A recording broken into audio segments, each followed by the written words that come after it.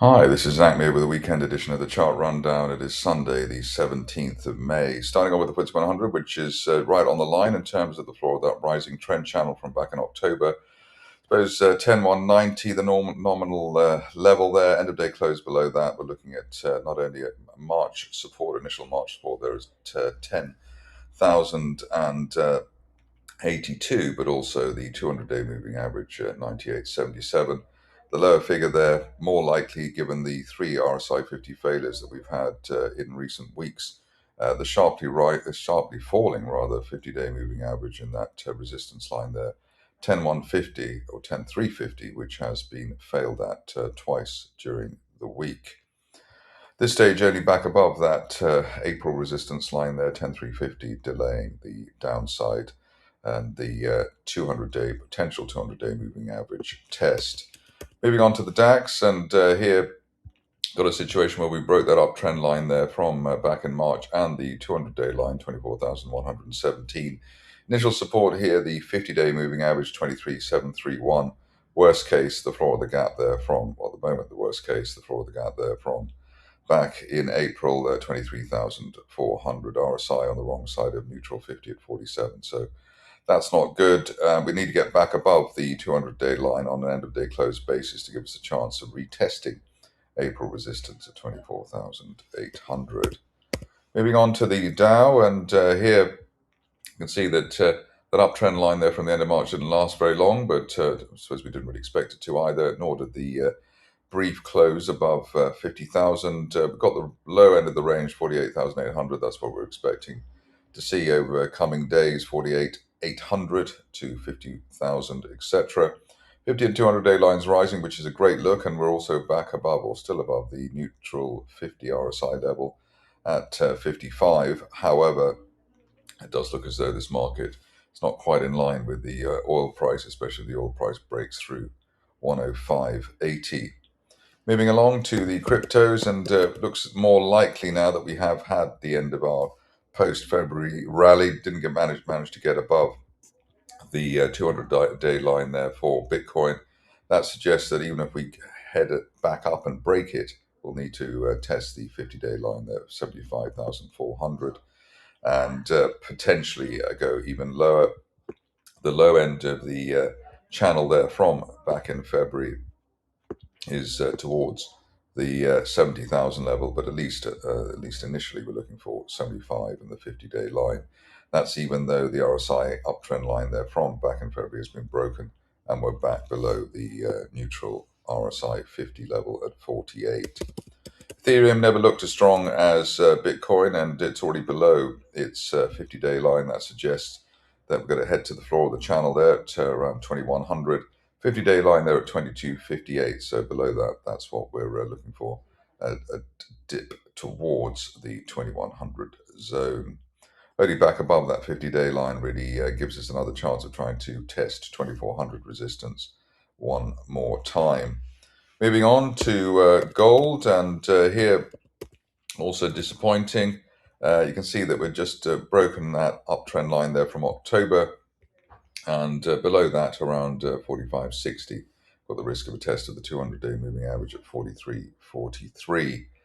Could see that by the end of next month or even sooner, and only an end-of-day close through the 50-day line, 47.30, really delays the downside scenario. But at least a test of the 200-day line would be a decent entry point for bulls of this market, especially given the way that we haven't been below that 200-day line since the end of 2023. So amazing run for gold. Moving on to crude oil, and here it looks as though we are primed to break that resistance line there from last month around 105.80, as I mentioned before. Above that, obviously the best levels of the year to date, towards 117, 118 even, are on their way, hopefully in maybe in the next, I don't know, week or two, something like that.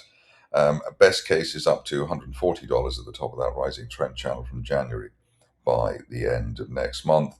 On the downside, we've got the floor of the channel there towards the mid-90s, so $95 initial support, and then obviously recent support just under $90 after that. But looks as though we're within that channel, and above the 50-day line at $97, and will stay above those two features. Moving on to the stocks and starting off with Bradda Head, which has been covered here since the good news that came in, actually before the good news that came in during the week. We've got with the MOU here, we've had the push higher since the last days of April.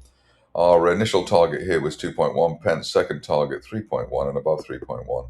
Looking for a July 2023 resistance line projection as high as 5 pence by the end of next month.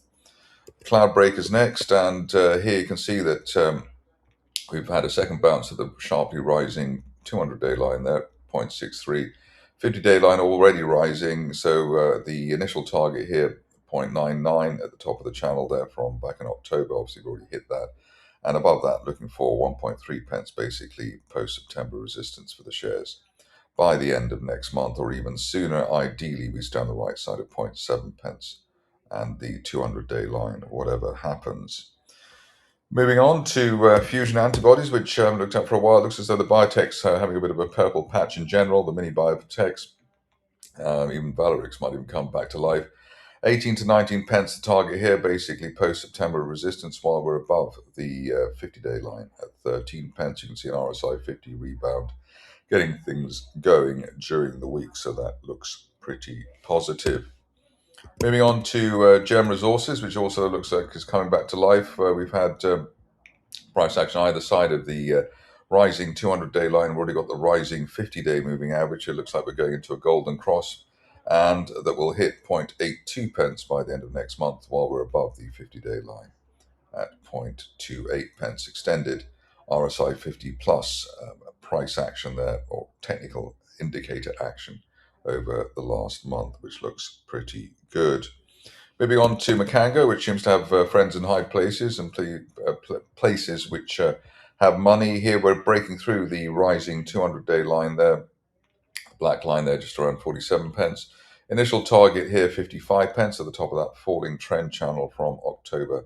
After that, looking for 72 pence as soon as the end of next month. It's a punchy call, but quite a punchy chart at the moment. So let's see if Mkango can deliver. Met somebody associated with Pantheon Resources on Thursday, and obviously can't say who it is, but they were quite enthused about the prospects for the company. Here you can see that it was actually a very good day for the shares on Friday, which is rather strange, and the shares went up through towards 12.6 pence, breaking 12.6 pence, and hit top of the channel there for the second time in a couple of months at 15.6. Above that, looking for 20 pence by the end of next month, or even sooner, 20 pence for the post-December resistance for the shares. Obviously helped a lot in the current environment. On to Premier African, where we forget about potential fundraisers, past or future, and just look at the chart. Here you can see that we've had an RSI 50 rebound. We've bounced above a rising 50-day line at 0.018, and above that, looking for the top of that falling trend channel, 0.032 by the end of next month. There was big FDA-related news from Scancell at the end of last month, and it's done the shares lots of good. We're looking for the shares to hit as high as 27 pence, which is basically 3-4 year resistance for the shares by the end of next month, while we stay on the right side of 20 pence. So that shouldn't be too difficult, given the way that the 50 and 200-day lines are both rising, and we've had decent news. Tab Global seems to have come to life as well on Friday at the end of the week, breaking through the 50-day line at 1.3 pence. Above that, we're looking for the top of the recent range and the top of that triangle there from January, as high as 2 pence by the end of this month. Best case would be up to 3 pence, where the pesky seller, who's obviously following a voluntary lock-in, might come in, but maybe 3 pence by the end of next month if the latest move here has legs, and it looks as though it could, given the way that the 200-day line is rising. That's also quite a punchy call, given that TAB has tended to disappoint in the past. Bear trap gap reversal here from Upland Resources, and also a lot of friends on X as well. Above the floor of the channel and above March support there at 2.6 pence. We're looking for the resistance line there from December to break at 3.15, and a best case scenario target as high as 4.8 pence by the end of next month. That's quite punchy as well, but maybe Upland's due a bit of a rally over the next few weeks. That's it from me today. More updates during the week.